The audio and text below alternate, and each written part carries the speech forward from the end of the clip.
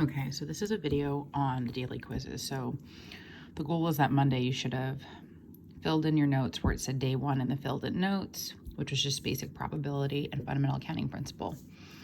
Then at the end of those notes, click on the document in classwork that says day one, basic probability for checking for understanding. So if you can do this, you've understood the lesson, and then you can do that part in your review, which means you can do that part on your test, which, like I said, these are just points added to your grade. It is optional. You do not have to do it. This is information you will need for later courses.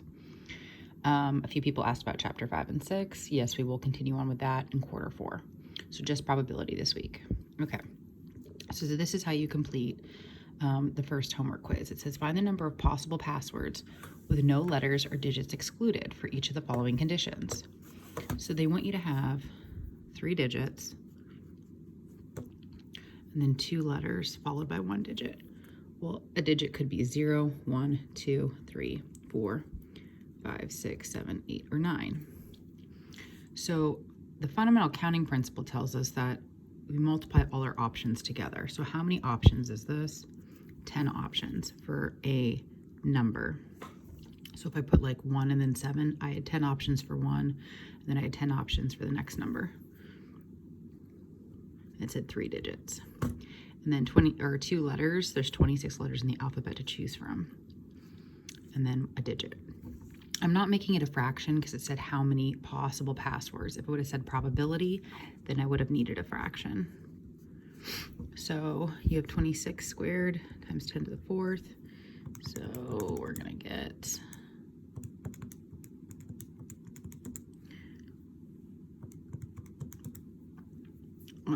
676,000,000. 6,760,000. Okay. This is basic probability. It's saying to the nearest 1/10 of a percent, fill or find or approximate the probability that a dart thrown at the square dartboard will land in the region indicated, one of the circular regions. So what's the probability that I get a circle out of that whole region?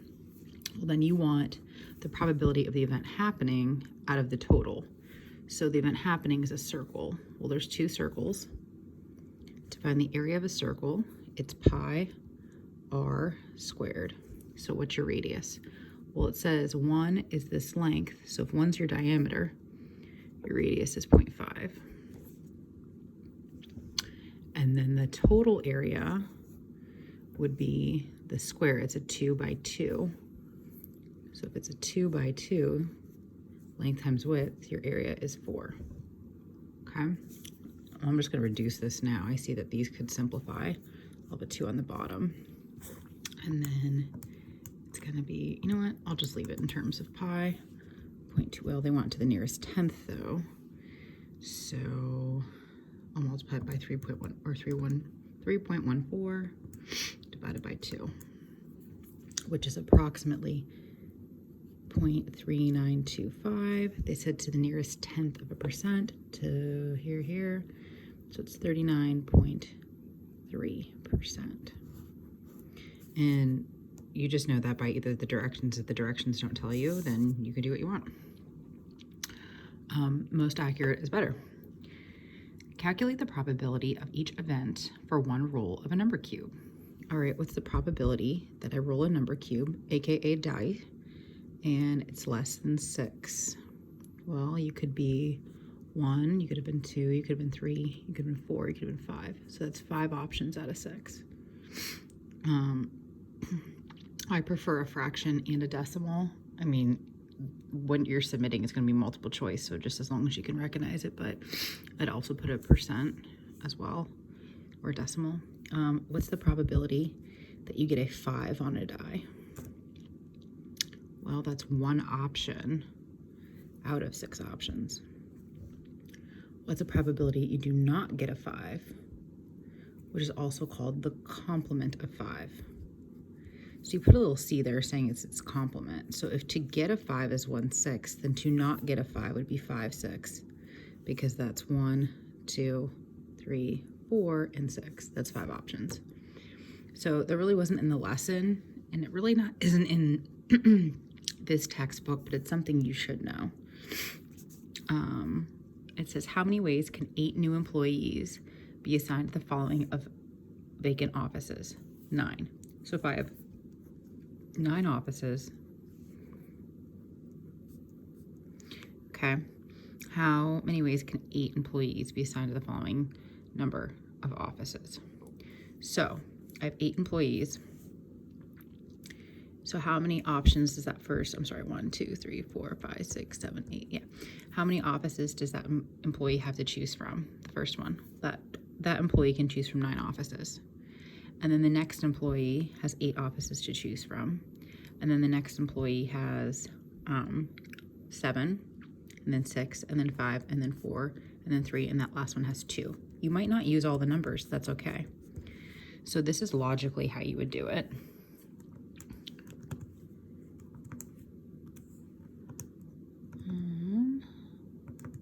So you would just do 9 times 8 times 7 times 6 times 5 times 4 times 3 times 2. And you get 3, 6, 2, 8, 8, 0. 362,000 ways. Another way to do this, though, is to use, since it's permutations, I have 9, that's my n, I have 9 objects, and I have 8 I'm taking. So 8 in PR, or 9 in PR8. So that's literally in your calculator doing 9. And then you would go to, you go to math. And then you go over to probability and PR8, enter. It'd be the same number, obviously. And then, so there's logic, there's a calculator, and then the formula would be, well, it would be like having 9 factorial. But if you don't have that 1 there, so I have 9 minus 8, which is 1 factorial. And 9 factorial divided by 1 factorial would give you the same answer. So logic, calculator, formula. Okay, I'm probably gonna do this and another, this and another quiz, and then I'll make a second video. All right, permutations again. It says, find the number of ways you can choose a president and a vice president from a group of 10 people. So I have 10 people, I'm taking 2 people. Order matters because it's a permutation. If I choose 2 kids, it matters which one's the president and the vice president. They have different jobs.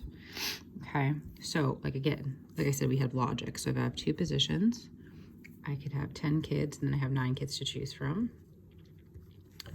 I could use the formula, which would be 10 factorial, but obviously I don't have the 8, 7, 6, 5, 4, 3, 2, 1. So 10 minus 2, I don't have that 8 factorial, so I could divide it. Or, I mean, you can choose any of them. You don't have to do all of them. Or just use your calculator. 10, hit NPR, hit 2. Let's make sure. So you press 10, math, NPR 2. Yep, that works. Okay. And lastly, the last 2, number of permutations of the letter in the word phone. Well, there's 5 letters, and I'm using all 5 letters. So you do it that way, or you could say I have 5 letters, then I have 4, then 3, then 2, then 1. Excuse me. All right, so this is going to be 20 times 6, 120. Okay. Here, though, California, 1, 2, 3, 4, 5, 6, 7, 8, 9, 10. I have 10 letters, so I could have done 5 factorial here.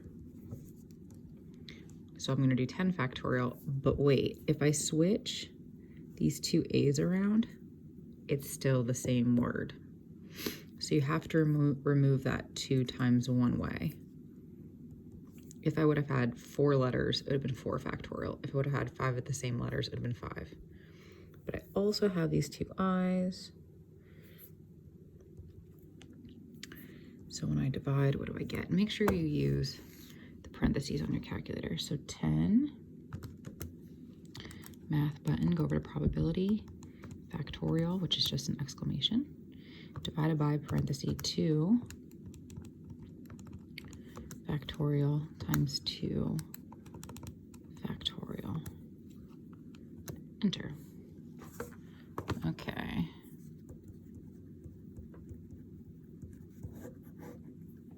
All right. And then it says you're having a dinner party. 6 guests are at the circular table. How many ways can they be arranged? So when you have permutations, the rule in the book says this. If you have 6 people and you're using all 6 people, you'd have a table. So you'd have, we'll call them A, B, C, D, E, F.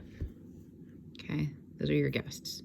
So how many seats do I have to choose from A? 6, and then 5, 4, 3, 2, and 1. Or 6 factorial. But when it's a circular arrangement, it's not linear. A sits besides F, F sits besides A, it's the same thing. So your textbook says, if it's circular, just subtract 1 and find the factorial of that. And I get that you're losing a seat, but that's not why you do it. And I'll explain here in a minute if it makes a little more sense. So there's actually 120 ways you can rearrange in a circular pattern. So when it's a permutation and it's circular, it's a little tricky. So say we have this arrangement at the dinner table. Say A doesn't want to sit there, person A. So everybody moves down a seat. Okay. Yeah, everybody moved a seat, but are we still not in A, B, C, D, E, and F arrangement? Yeah, we're still in the same arrangement, and that's the problem. Is permutations, we wanted a completely different arrangement. So when we do factorial, we're saying that these are actually different, but you have to go back and remove what actually isn't different. So say A is not satisfied with that seat, and we move everybody all over again. Still the same arrangement. And we say, okay, let's try it again. Still the same arrangement. Let's try it again.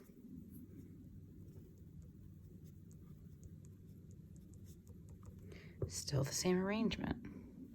Let's try one more time.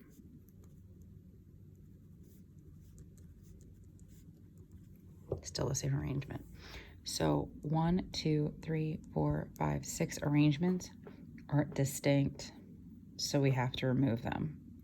So because there's 6 people, 6 arrangements aren't going to be distinct. If there were 7 people at a table, then there'd be 7 arrangements that aren't distinct. So really, you're having 6 factorial. Well, whatever number you have gets removed because those arrangements aren't distinct, and that's why it's 5 factorial.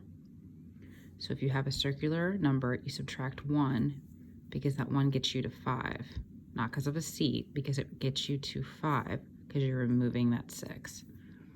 I hope that clicks. All right, this is part 1. I'm going to make part 2 in a minute and post it.